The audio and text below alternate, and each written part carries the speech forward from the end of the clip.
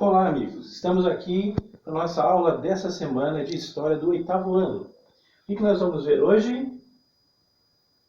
História, Rebeliões da América Portuguesa, capítulo 5, aula 1 do nosso livro didático. Qual é o livro? Lembra dele? Esse aqui, ó. Sei que você está com saudade, mas vamos lá. Então nós vamos trabalhar hoje o capítulo 5. Preste atenção, siga junto comigo. Revoltas. O que é uma revolta? Então, a partir de 1600, tinham muitas revoltas no nosso país. Então, por isso, que revolta é essa, jovem? Hein? Senta aqui e vamos conversar. Vamos lá, venha comigo. Algumas rebeliões que nós vamos ver hoje. Primeira delas, calculando aqui a data, 1684, revolta de Beckman, lá no Maranhão. A outra data, Guerra dos Emboabas, que é Emboaba. Vamos pensar, Emboaba, Emboaba. Um ótimo nome para o seu cachorrinho, hein? Guerra dos Mascates. O que é mascate? Mascates foi lá no Pernambuco. Emboabas foi no interior paulista, Rio, Minas. E aqui Guerra dos Mascates com Pernambuco, Recife e Olinda, 1710. E a revolta de Vila Rica. Já o nome já diz, muito ouro, na região de Minas Gerais. Então, vem comigo, vamos começar logo essa nossa história para não perder tempo.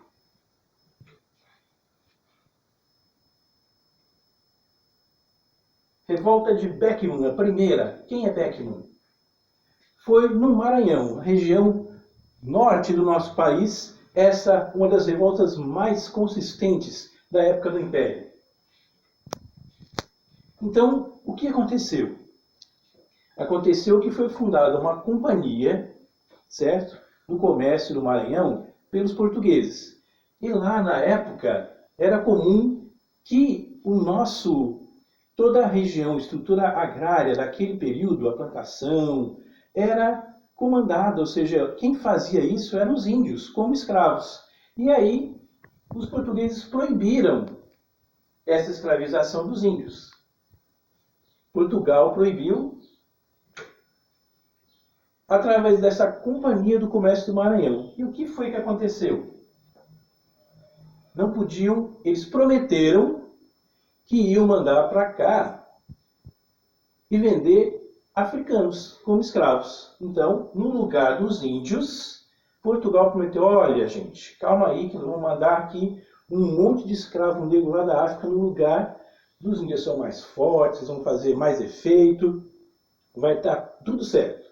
Mas a Companhia do Comércio fez o quê? Ela não vendeu os escravos, aqui, ó, não vendeu os escravos.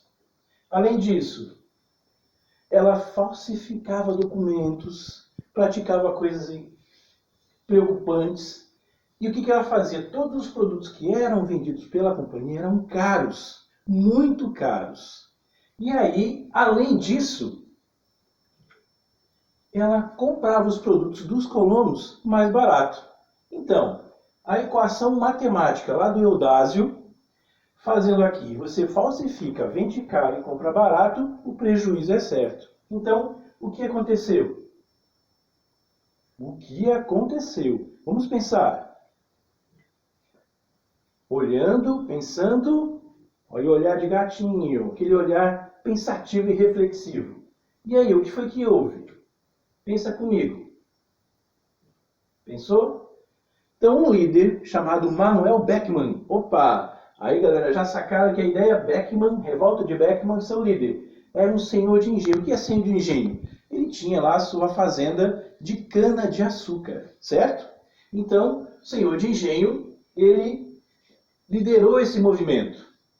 E os colonos, o que eles fizeram? Eles invadiram os armazéns da Companhia de Comércio do Maranhão. Invadiram. Com raiva, revoltosos, estavam achando muito ruim. Desculpa aí. Então, eles invadiram, afastaram o governador, que estava implantando as medidas do comércio, certo? Afastaram o governador e invadiram os armazéns. E aí o movimento ficou conhecido como Revolta de Beckman. Fácil, simples. Para vocês isso é tranquilo. E o que foi que houve a partir daí, então? Portugal achou, beleza? Ficou tranquilo? Não, de forma alguma. Eles reagiram e reprimiram. O que é reprimir? É como os policiais, por exemplo, quando tem alguma manifestação ilegal, eles reprimem a manifestação. Eles vão lá com certa violência ou não, ou obrigar que acabe aquela manifestação. Então, Portugal reprimiu os rebeldes. O que aconteceu? Condenou o líder, o Manuel Beckman, à morte. Aí já a liderança acabou. Além disso, extinguiu a Companhia do Comércio. Ora, por que matou? Mas, mesmo atendendo a solicitação dos colonos, ela tinha que eliminar a liderança para não incentivar que outros viessem a tomar a mesma atitude. Mesmo que no final atendessem todas as reivindicações. Entenderam agora? O Império, o poder, fez com que eliminasse o líder, certo? Mas, olha aqui, ó, extinguiu a companhia, que era o motivo de toda a confusão. Então, e permitiu novamente a escravização dos indígenas. Então, na realidade, a revolta foi positiva, só que nós tivemos a morte do líder para não incentivar que outros líderes viessem a fazer isso. Sacou? Entendeu a lógica aqui? Beleza? Então, a revolta ocorreu por conta da criação da companhia e da proibição da escravização dos indígenas, além de tomarem atitudes erradas, falsificavam documentos, pagavam muito barato os produtos que os colonos vendiam e vendiam para os colonos produtos muito caros. E aí, com a revolta, Portugal foi lá, reprimiu, eliminou o líder, matou o líder, mas atendeu a reivindicação dos colonos. Certo? Ok, então? Então, a nossa revolta de Beckman acabou. Agora vamos entrar na segunda. A Guerra dos Emboabas. O que é Emboaba? Pensa aí, pensa aí. Eu já te respondo. Só um instantinho. Então, na Guerra dos Emboabas, que era uma região ali ligada à capitania do Rio de Janeiro, São Paulo, naquela região, e Minas. Então era uma capitania só, capitania do Rio de Janeiro. E aí, o que aconteceu? É como que se Paracuru, de repente, descobrissem ouro aqui, né? Lá nas terras da Anália, muito rica fazendeira, né? E aí, o que aconteceu? Lá, nas terras da Anália, tinha muito ouro, descobriram. Aí todo mundo passou lá um WhatsApp para a galera, avisou todo mundo pelo Instagram. E o que aconteceu? Milhares de pessoas vieram para Paracuru, por exemplo. Foi o que aconteceu aqui. Então, milhares de pessoas foram para aquela região. Aí, quem já estava lá, quem era morador de lá, disse: epa, peraí, vocês são forasteiros, aqui vocês não mandam, não. E aí, muita gente foi para o sertão de Minas. E o que aconteceu lá no sertão de Minas? Inchou. Então, eles começaram um conflito, porque eles não aceitavam esse monte de gente lá explorando ouro que eles achavam que era só deles. Certo? Entendido até aqui? O motivo da Guerra dos Emboabas? Eu já digo o porquê do nome. Tá certo? Espera só um pouquinho. Então, milhares de pessoas vieram do sertão mineiro e tomaram conta lá. Além disso, começaram a ir buscar também, os portugueses foram buscar africanos para trabalhar na mineração, nesse espaço lá de Minas Gerais também, certo? Então, foi uma profusão de pessoas lá em Minas Gerais agora, atendendo a essa demanda enorme de quantidade de ouro que foram descobertos nessas minas. E aí?